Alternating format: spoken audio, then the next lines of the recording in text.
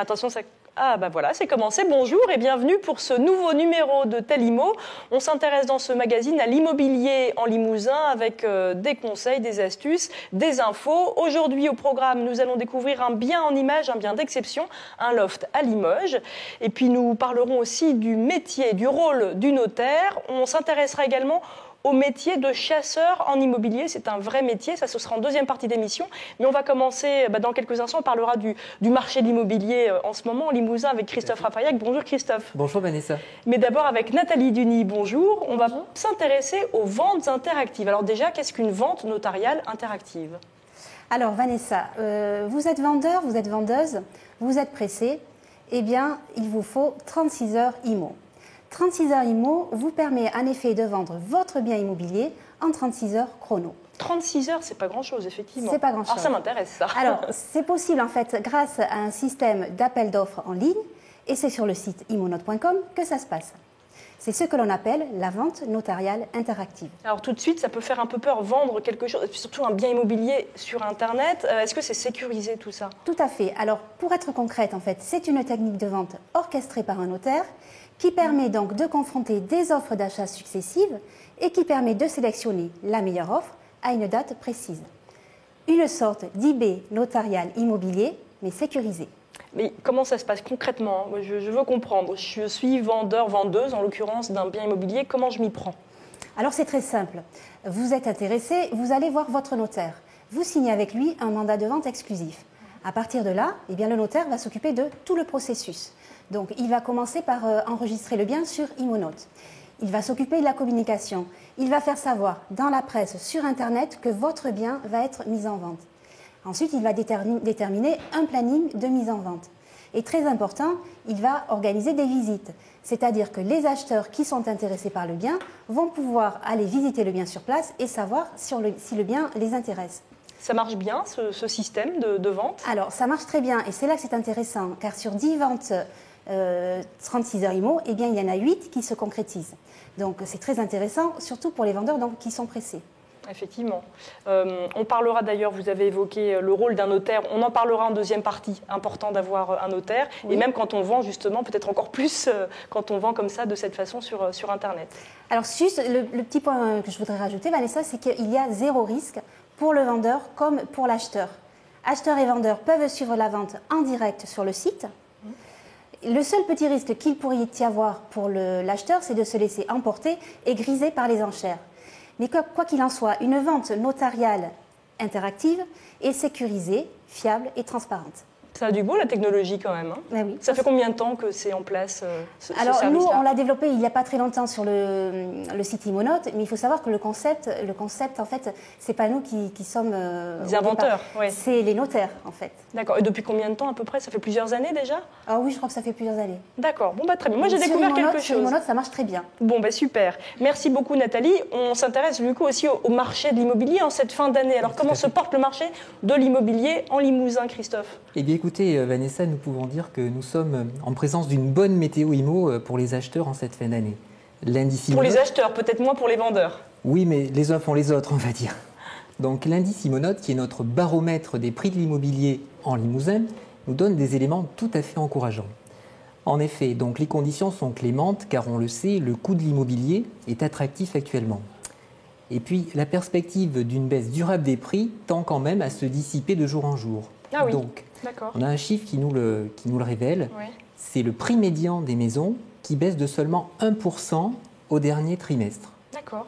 Donc il faut profiter de ce contexte pour acheter rapidement. Et oui, profiter de cette fin d'année, mais voilà. Ce sera peut-être pareil en début 2014 a priori. Alors on voit qu'en 2014, les conditions devraient être quand même assez bonnes, puisqu'on a des chiffres qui corroborent un petit peu ce que je viens de dire. Donc rappelons que le prix médian des maisons en Limousin, il est de 110 000 € donc, pour une maison et de 75 000 € pour un appartement. Est-ce qu'on peut avoir des détails selon les trois départements du Limousin ? Alors en effet, lorsque l'on parcourt notre région du nord au sud, on se rend compte que nos départements ne sont pas logés à la même enseigne. Effectivement, on note en Hauts-de-Vienne un léger sursaut au niveau des prix, puisque les maisons augmentent de 0,5%, mais les appartements font un bond de 7%, ah ouais. Ce qui est une belle performance. Ouais. En revanche, en Creuse et en Corrèze, on a des chiffres un petit peu moins bons, puisqu'on a un petit coup de froid sur ces départements avec des baisses de respectivement moins 1,4% en Creuse et moins 3,2% en Corrèze. D'accord. Voilà. Et ben merci Christophe pour ces infos. Prie. On retrouve tout ça de toute façon sur imonote.com. Voilà. Et puis on souhaite donc que tous les porteurs de projets puissent réaliser leur acquisition immobilière ou leur projet de vente dans les meilleures conditions en 2014. Évidemment, voilà ce qu'on souhaite pour 2014. Merci beaucoup à tous les deux. Vous allez être remplacés dans quelques instants par deux autres invités. Mais d'abord, je vous propose de regarder en images la découverte d'un bien d'exception. C'est à Limoges et il s'agit d'un loft. Regardez. Je suis originaire de Limoges. J'étais longtemps en dehors de Limoges, à l'étranger et ensuite dans le sud de la France. Et quand ce bâtiment s'est vendu, je suis revenu sur Limoges. Donc j'en ai fait quelque chose et depuis j'ai fait plusieurs projets sur Limoges. Toujours en travaillant dans ces espaces qui sont en effet peu communs, mais où il y a vraiment une demande parce qu'il y a vraiment des gens qui ont envie de vivre dans des espaces qui sont différents des espaces traditionnels, des espaces plus ouverts, des espaces dans lesquels ils peuvent vivre et non pas, entre guillemets, uniquement se réfugier le soir après le travail. On se trouve dans une partie de l'ancienne usine Haviland, qui est une usine de décoration de porcelaine. L'idée, c'était de garder au maximum la structure d'origine du bâtiment, parce que c'est vrai qu'elle est très symptomatique de l'époque Eiffel, donc parce qu'on a des poutres treillis notamment, et puis des travaux sur métal qui datent donc de cette époque Eiffel. Et en plus, l'idée, c'était de créer des espaces extérieurs et intérieurs. Donc l'été, et vous ouvrez les coulissants, et vous avez un espace extérieur, couvert et ouvert. C'est l'endroit dans lequel vous vivez, c'est l'endroit dans lequel aussi vous travaillez, l'endroit dans lequel vous recevez. Donc voilà, le loft, c'est ça. C'est pas uniquement un espace ouvert, c'est un espace de vie dans lequel vous pouvez en effet mélanger tout un tas de... Enfin, toutes vos activités, tout ce qui fait votre identité, quoi. J'ai toujours vécu dans des lieux comme ça. Donc j'ai eu plusieurs lieux comme ça, je change en général assez régulièrement. Et donc c'est venu, je pense, de mes premières expositions en tant que plasticien que j'ai faites à New York, où on avait des espaces de travail, d'exposition et de vie qui étaient vraiment dans des lieux comme ça. Ça vient de là, et donc à ça, moi j'ai rajouté le mobilier. J'ai rajouté le mobilier parce que c'est aussi une de mes formations, je suis designer. Vous êtes dans un lieu que vous vous appropriez et ce lieu aussi intervient sur votre façon de vivre.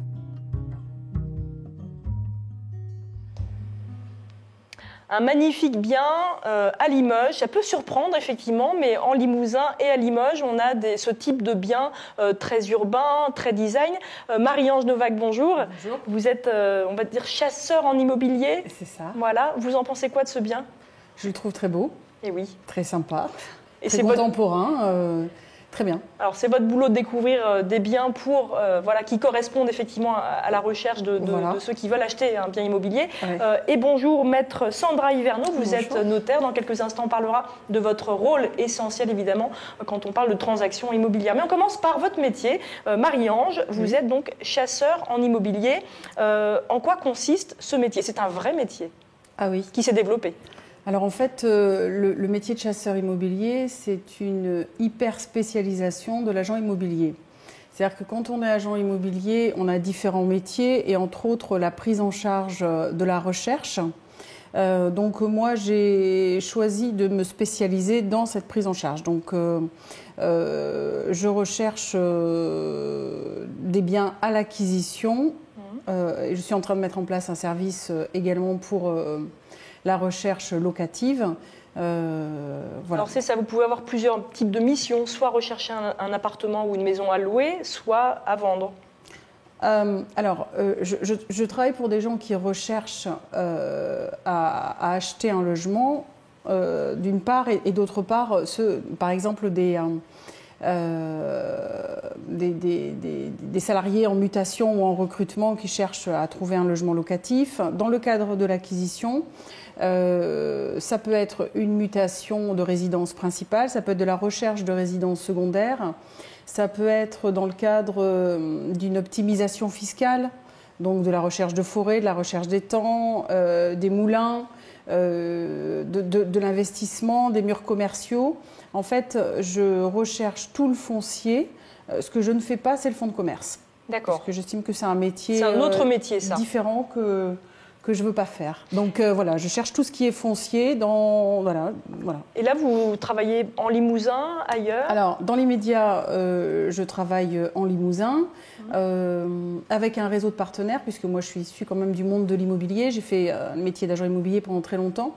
Donc, j'affecte mes recherches à mes partenaires notaires, agents immobiliers également, et puis des organismes parfois spécialisés comme la SAFER, comme le syndicat des étangs, où j'oriente en fait un petit peu mes recherches de façon à satisfaire au mieux le client qui m'a confié le mandat de recherche. Alors vos clients justement, qui sont-ils? Alors, les clients, ça peut être des clients qui me sont envoyés par des gestionnaires de patrimoine, encore une fois dans le cadre de l'optimisation fiscale.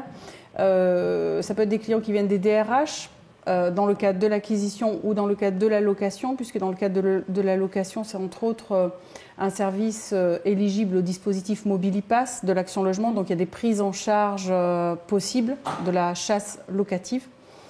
Et puis du grand public de façon générale, des gens qui cherchent à acheter et qui ont envie de confier la recherche à quelqu'un. C'est parce que par exemple moi j'ai pas forcément le temps, j'ai beaucoup de travail, donc je confie cette recherche. Vous confiez la recherche, vous n'avez pas le temps ou vous n'avez pas envie effectivement de faire toutes les démarches, ou vous souhaitez aussi un petit peu de confidentialité par rapport à qui vous êtes, par rapport au budget que vous avez et par rapport à ce que vous recherchez. Donc en fait, vous envoyez quelqu'un faire la recherche pour vous. C'est un prix forcément pour un particulier par exemple. Alors moi ce métier il est soumis à la loi Hoguet, donc on n'a pas le droit de facturer la recherche. Cependant, la contrepartie de la mise à disposition de ces moyens, c'est-à-dire un chasseur immobilier avec qui je travaille, l'un à la location et l'autre, enfin qui sont mes collaborateurs, l'un à la location et l'autre à la transaction. La contrepartie de cette mise à disposition de moyens, c'est l'exclusivité du mandat de recherche pendant une durée de 3 mois. D'accord. Voilà. C'est un métier qui se développe vraiment. Alors peut-être il a été démocratisé aussi un petit peu. On connaît tous Stéphane Plaza, l'émission sur M6. C'est ça. Donc j'allais dire grosso modo, ça ressemble à ça. Sauf qu'on y applique quand même un cadre législatif. Stéphane Plaza cherche un bien et lorsque le bien correspond, il se pose la question de la solvabilité du client. Dans mon cabinet, on commence à l'inverse. On voit si le client a ficelé son projet et puis l'a budgétisé et puis s'il est réalisable.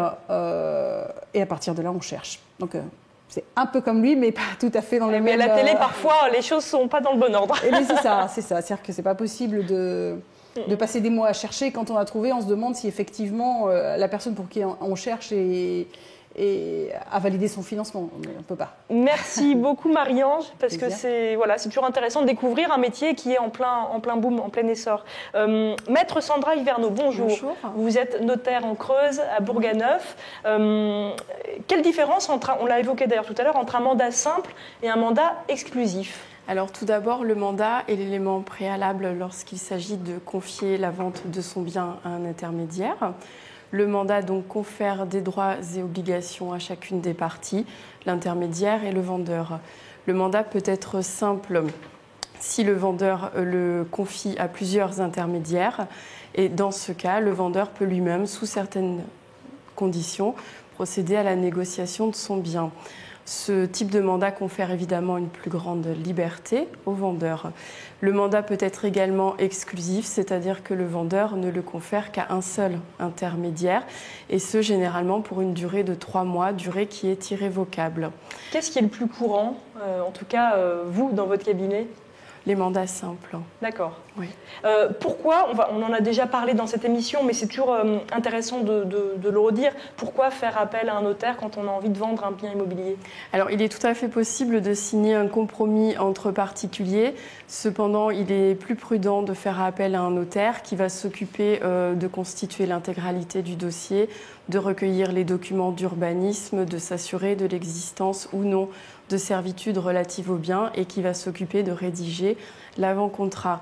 Ensuite, l'intervention du notaire est par contre, elle, obligatoire pour authentifier l'acte, puisque c'est sa signature et sa présence qui authentifient l'acte de vente. Donc de toute façon, on ne peut pas couper à faire appel à un notaire quand il y a une transaction de biens immobiliers, en gros. Non. Mais alors comment on choisit son notaire ? Alors on choisit son notaire de manière tout à fait libre, puisque les notaires ont une compétence sur l'intégralité du territoire national. La vente est parfaite si elle est réalisée par l'intermédiaire d'un seul notaire, mais il est tout à fait courant que le vendeur et l'acquéreur aient chacun leur notaire. Dans ce cas, les notaires se répartissent les tâches. Il n'y a pas une question de confiance aussi, peut-être ? On ne fait pas forcément confiance au notaire du vendeur quand on est acheteur et inversement ? Bien sûr que si. Il y a également la question du notaire de famille qui s'inscrit dans le cadre d'une transmission de patrimoine à travers les générations.